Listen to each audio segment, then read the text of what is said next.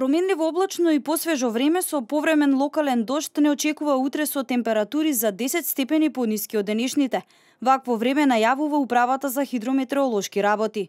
Во текот на утрешниот ден времето ќе биде променливо облачно и посвежо со повремен локален дожд, на места ќе биде проследен со ретки грмежи и со засилување на ветерот.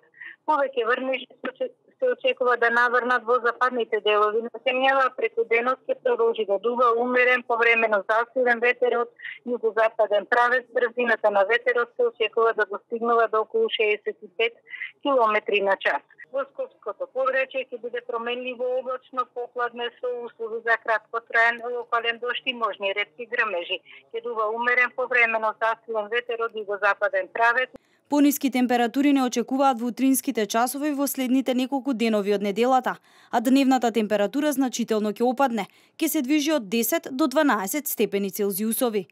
Четврток времето ќе биде променливо облачно и доста свежо со слаб локален дожд, особено во западните делови на земјава, а дува умерен северозападен ветер. Дневната температура значително ќе опадне за околу 10 степени во споредба со денешната, потоа во петок и за време на викендот времето ќе биде стабилно и свежо со ниски утрински температури.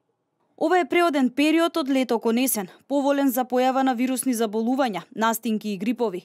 Осцилациите на температурата предизвикуваат промени во човековиот организам, кој се одразува на здравјето на луѓето.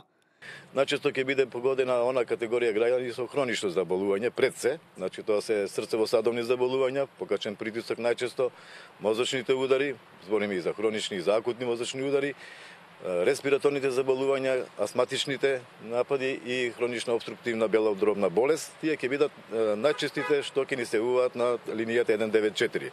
Психолошката подготовка за она што се вели есен или депресивни дождови и облаци ја правиме самите, а како полесно да ги преживееме температурните промени, доктор Василаки Карабашев советува.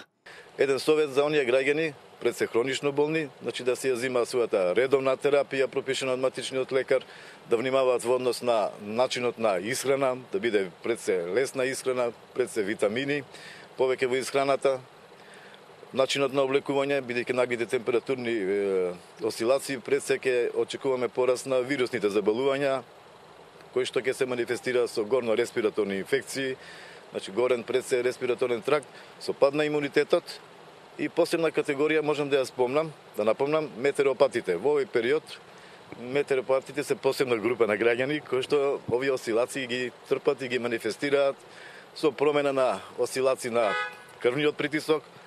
Во определена категорија имаат вртоглавици, болки во мускули, болки во зглобови.